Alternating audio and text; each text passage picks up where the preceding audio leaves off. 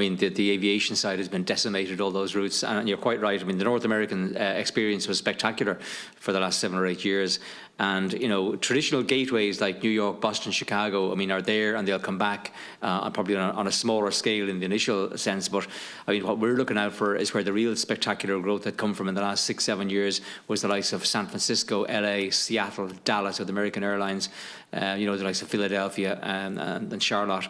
And I've no crystal ball right now. We have to talk to all the carriers and they're living day by day. I mean, back in March, Delta Airlines are burning over a cash burn of $100 million a day.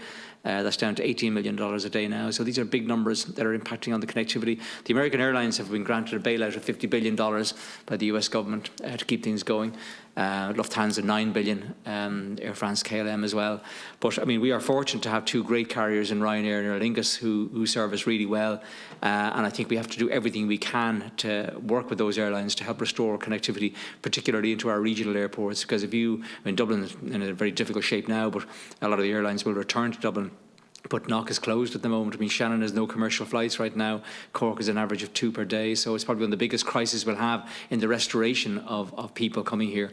I mean, people are putting out some projections that maybe, you know, we see it restored within 3 years.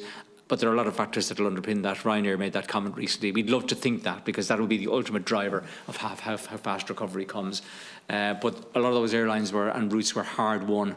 There's sometimes marginal calls as to will I fly from Dallas to Dublin or Dallas to Manchester, and you know we go in and we work very hard to sell the destination, and we're going to have to do that again. Thank you very much. And we have one final question from Sarah. The coastal routes, sorry. Just